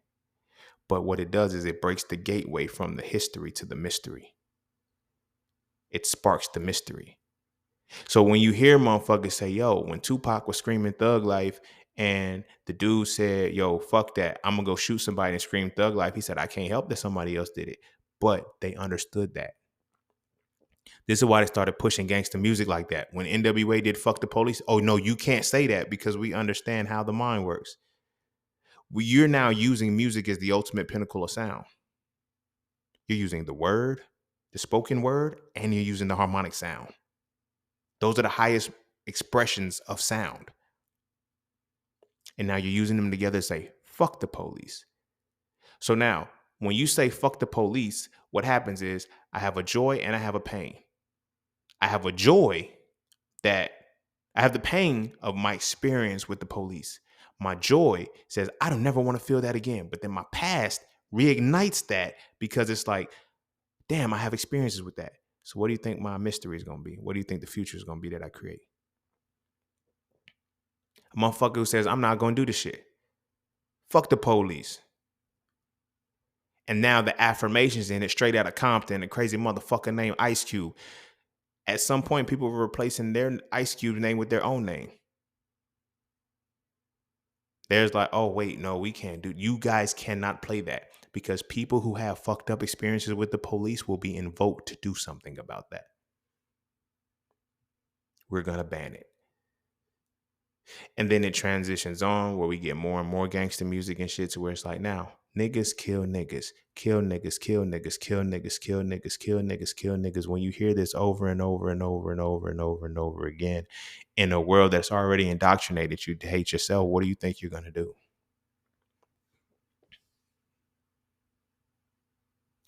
When you hear, yo, fuck bitches get money, fuck bitches get money, fuck bitches get money, it becomes a mantra. That's how mantras work. Repetition and rhyme are that potent and that powerful when you understand language as a principle. Not just as ooh, I got a big vocabulary. My vocabulary is impressive because I chose to make my vocabulary impressive based off of understanding language. I don't have to use it, but I know when to use certain words and when not to use certain words, when to say a certain phrase, when not to say a certain phrase, because I know what the mind is supposed to be elicited to do. Nobody's going to teach you how to free yourself, homie. Nobody's going to teach you how to use the tools, how to reverse the tools of oppression, but they give you free will. You when you know what free will really is, you see what I'm saying? You can make the choice on how you want to use it. Because now, taking it all back full circle, I'm going to try to wrap this up. You have the spirit, right? Which is the actual mind. They made you believe your spirit is your soul. No, your soul is its own entity. You have your soul, you have your spirit, which is the mind, and then you have the mind, and then you have the body, right? Within the mind, you have the delineation, emotions, and thoughts. Whatever. Okay, that's what balances your spirit. That's what spirituality is supposed to be. Spirituality is the balance between your emotions and your thoughts. That's it. It's not mystical. But now when you get a religion that teaches you how to pacify and suppress your thoughts, your religion doesn't even teach you to think. It only teaches you to feel. So now when I tell people there is no male there, now it makes sense when you listen to that podcast episode on masculine spirituality. There isn't one. Because for there to be masculine spirituality has to be a spirituality based off of thought, not emotion. Religion is based on what you feel. Why? Because it's about what you believe. Not many people know anything about their religion. You feel me? Whatsoever. All they know is what they feel. Because now when the thought kicks in, it changes the thought. It changes the feeling. I had a conversation with somebody and I was saying, yo, y'all talk about the story of Job and his patience. I said, God is the one that did. No, he's not. God didn't do that. The devil did that. And I showed them the exact words where it said the Lord took all of that shit away from Job. Not the devil. Not the devil who was supposed to be locked up in the bowels of the earth. The motherfucker who was walking to and fro on the earth that God didn't even know who he was. God didn't even know where he was. When devil popped up back in heaven, he was like, yo, where you been? Walking the earth to and fro. When you have a connection to what something makes you feel and you don't think about it, you'll be manipulated forever. Anybody who actually makes you think, it's going to disrupt the feeling that you have. This is what cognitive dissonance is. Dissonance, which is a form of resonance. Resonance comes from what? Resonance comes from sound. Dissonance is basically dysregulated resonance. But resonance, in order for something to resonate, you have to have understanding with it. So when you have cognitive dissonance, you are dissociated from what you don't understand cognitively. According to what? Cognitive is what? The mind. Which means that you're associated with the feeling because this is how it makes me feel. But what it makes me think conflicts with what it makes me feel. People be thinking, oh, I'm really learning this information. No, you're reaffirming your belief. This is what I mean by that. You're catering to the side of your mind that feels good about this. Not the side that thinks. This is why masculinity is gone. This is why they said we want to make sure there are no masculine men. This is because when a man actually thinks, he doesn't feel. And when a man thinks and a woman feels and they come together, they become the powerful entity that is allowed to create correctly. So when we looking at communication, why is there a men are from Mars, women are from Venus? No, fuck all of that bullshit. The true reality, and even that makes sense because Mars is masculine, Venus is feminine, but it's like women are from the mental space of emotions. Men are from the mental space of thought. They have suppressed us to tell. What have they been telling us in the 90s and the 80s? Men, get in touch with your feminine side. Masculine is toxic masculinity. They've been shutting it down for so long, and they use women to propagate it because it's easier to make somebody feel than it is to make somebody think. Because now that the men have adopted this reality, it's like, yo, like, look at now. How many of us don't even approach women no more? We can see a woman, it's like, nah, because I'm going to get me too'd, or she going to do this, she going to say this, she going to say that, because of what we feel, not what we think. You see what I'm saying? They created this reality to make sure that men don't think. They be thinking men are out of the home. No, men are out of the game. The men who think are like, what do they say? When a man actually thinks, they're like, yo, you're mansplaining. They've gotten it down to a science to make sure that we cannot trigger and transform feelings. You see what I'm saying? Because what happens when that transpires? Because the religious system, the religious constructs, all of that shit is dependent upon women. And in order for the men to maintain power, the women have to maintain feeling. The powers that be, this is why I'm like, it's toxic femininity. We're going to make the women feel, and the men are going to follow. I always say the pussy you come out of, or the pussy you go into, is what your spiritual system is based off when you don't honor a masculine spiritual system. Because as men, we have the predisposition of masculinity, which means we're supposed to lead first. Lead through masculinity first, which means our thoughts should be on point. Why are we feeling before we think? That's why when our women come to us, this is going to bring it all full circle. This is why when our women come up to us frantic and shit like that, we shut the shit down and we automatically start, no, I don't want you to solve the problem. I just want you to hear me vent. No, you want me to be emotional with your ass. I'm not sitting in that side of my brain. I'm not sitting in that side of my spirit. I'm not sitting in that side of my mind. This is where we come in for the balance. We are imbalanced when you come to me emotionally and I remain emotional with you. Women have fallen for that. Women have accepted that that's the way they want their men to be. And you wonder why you can't function with men because of the language in which was presented to you on how you, a strong, independent woman who don't need no man. That's a string of words for your ass, because now what definitions are behind those individual words? And those individual words, as they're defined, how are those definitions defined? A strong, independent woman who doesn't need a man. That's a powerful sentence. That's a powerful form of magic. And look at what we have right now. Strong, independent women who don't need no man, who still on the external side, but on the internal side, keep crying for it. Oh, I want to get in my soft girl era. I want to get in this. I want to get in that. You follow the mantra of women from the emotional side who never had a thought with it. Now, when the thought was gone, what also was gone? The mystery, the future. So nobody anticipated the future being created in this because there was no thought present. So there was already imbalance as a whole. So everything is based off of the emotion. Now, when you consider my culture, when you consider our culture, we developed from an enslavement perspective. They broke the man. They didn't just break the man. They broke the thought process. I'm going to make all of y'all feel. So now I can have your woman control you based off of what I will leave her feeling if I fuck you over. If I'm going to watch you break down the biggest, baddest man in this motherfucker, I'm going to stir up the emotions in the woman to make her sedate you. She's going to make her son a coward.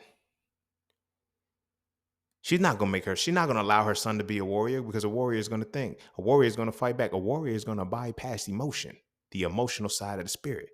Now, those motherfuckers who do bypass it, what do they get labeled as? Criminals. Criminals are genius motherfuckers. You ever thought, like, think about, I'm going to say this, I'm going to really wrap it up. Think about the criminal mind. Every criminal I know is a genius. Every criminal I know is a genius.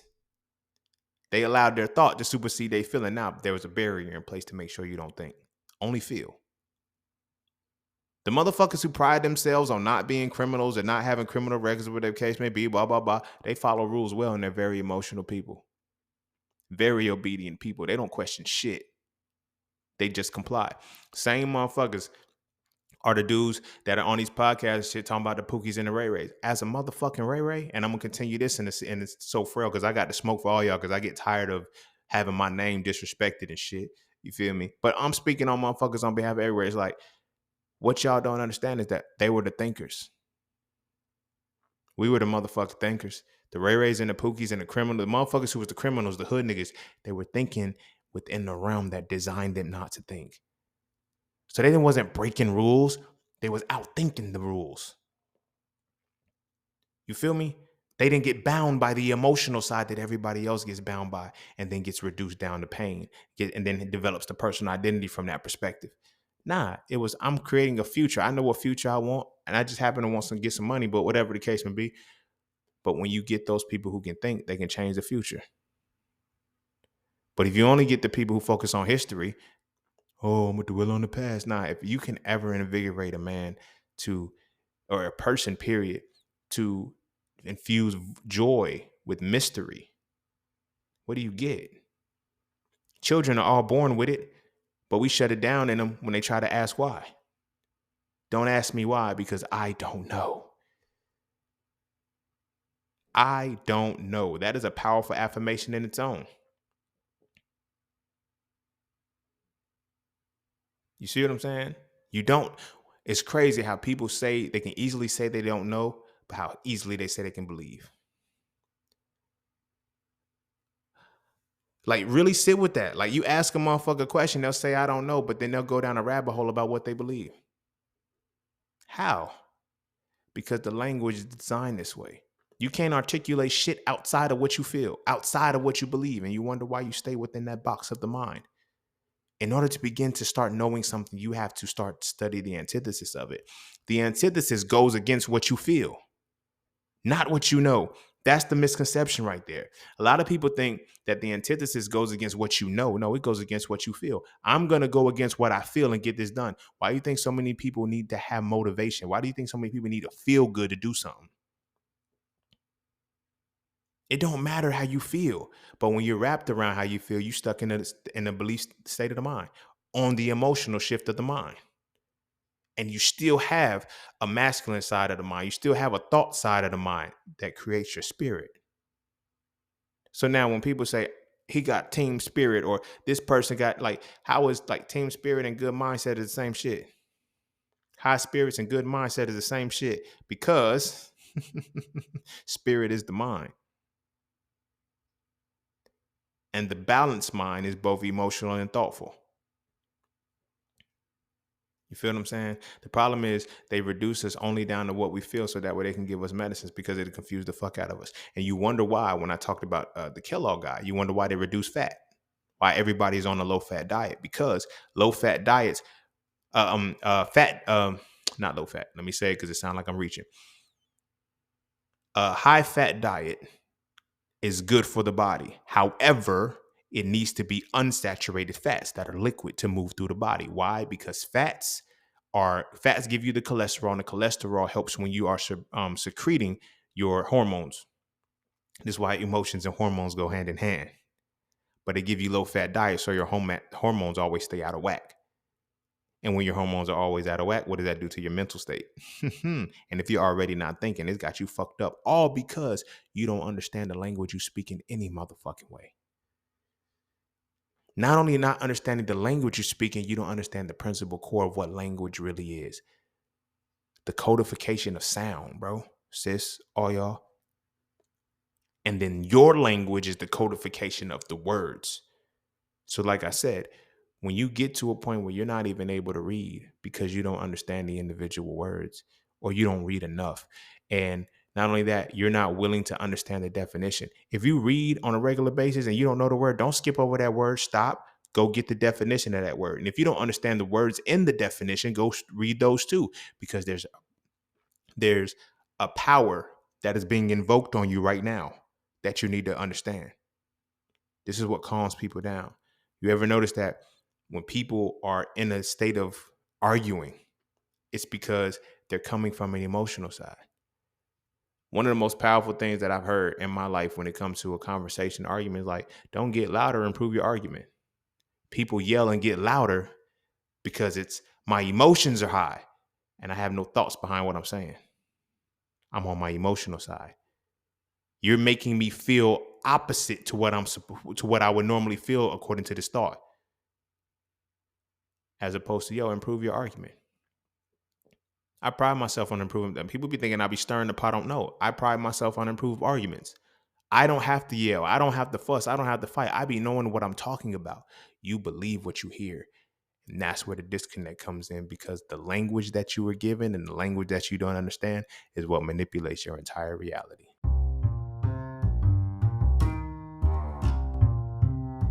And don't forget to check out Cafe Clothing, formerly Just Scene's merch.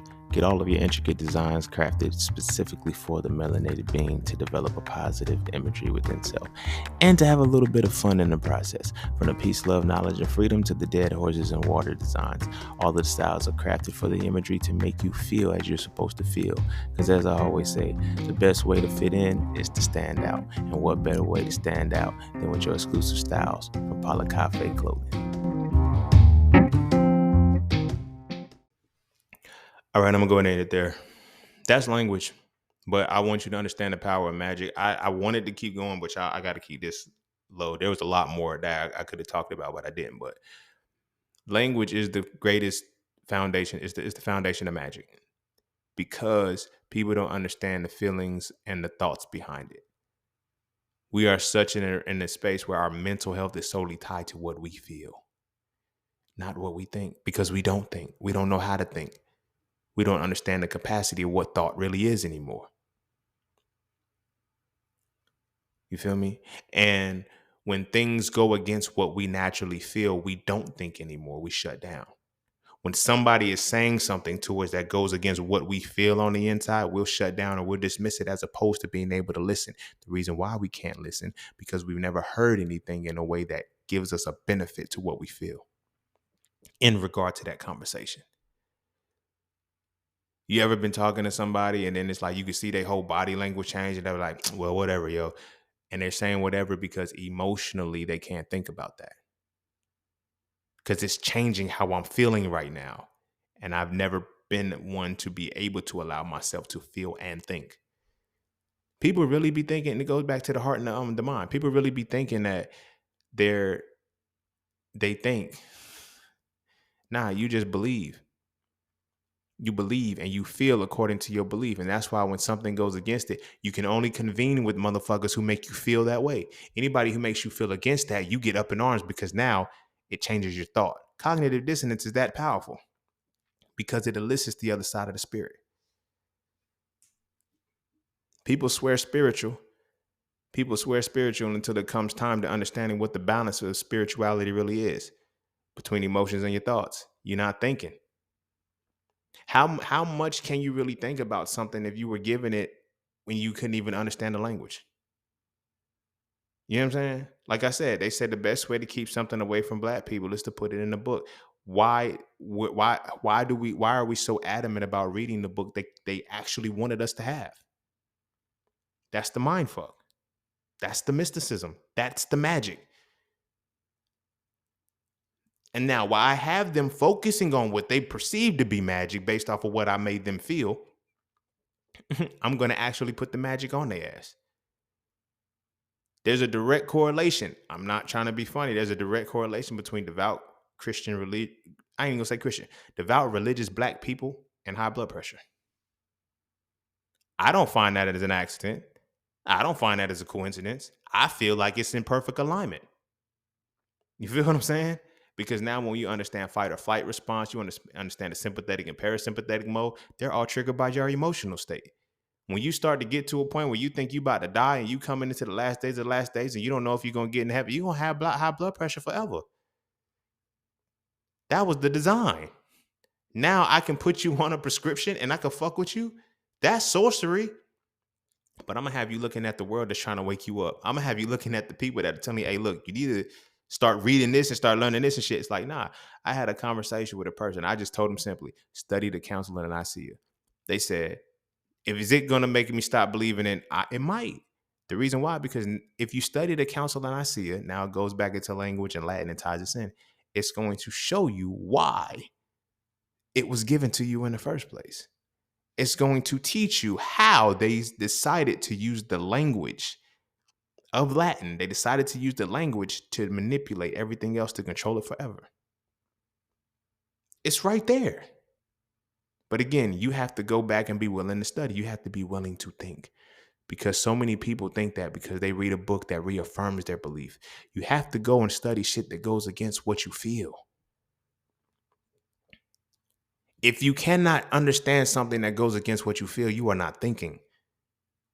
You're not.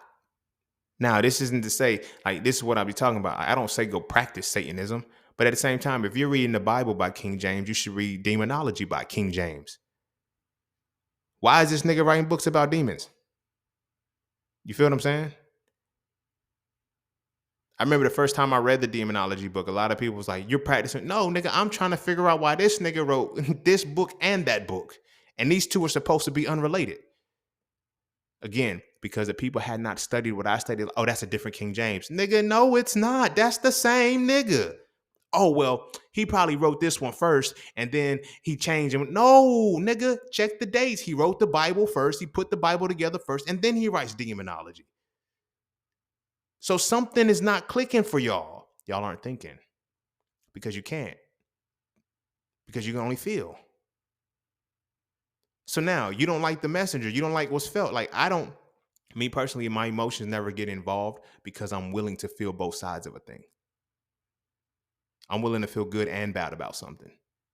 I'm willing to feel good and bad about something to invoke my thoughts. That's what the antithesis is about.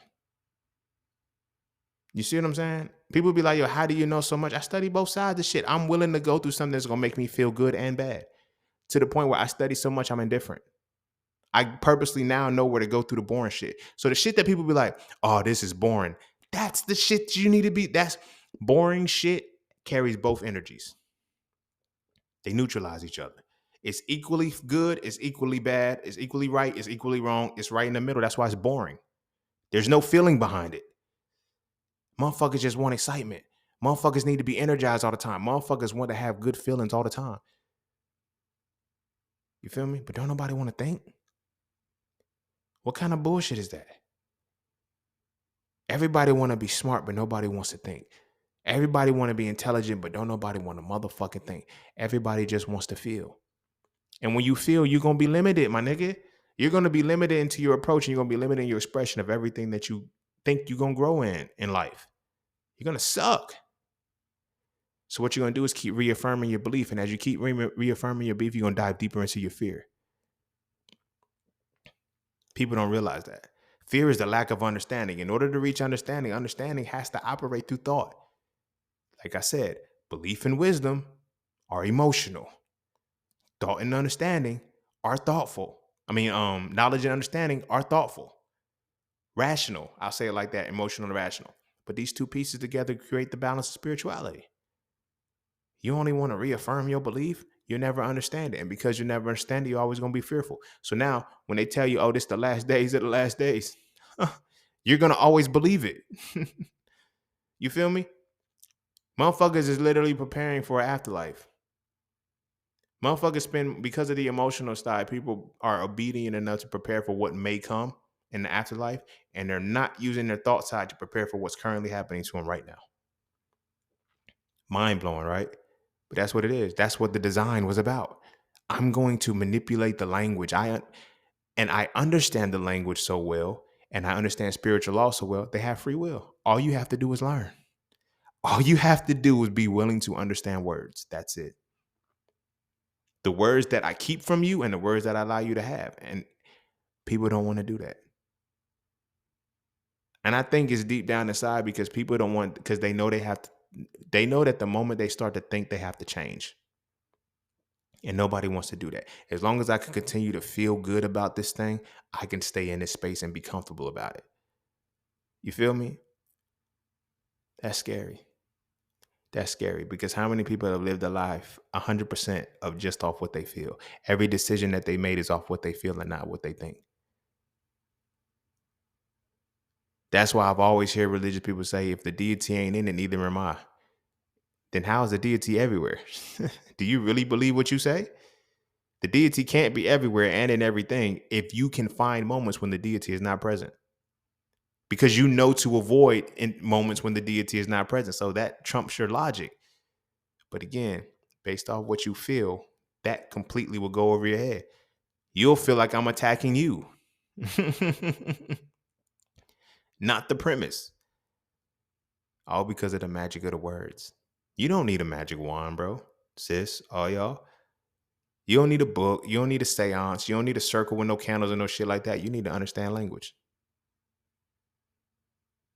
They give people all of these buffers and shit to make them feel good, mudras and all of that shit. Yeah, but when you understand language, the science behind language and the element of sound, all of this other shit is what it is.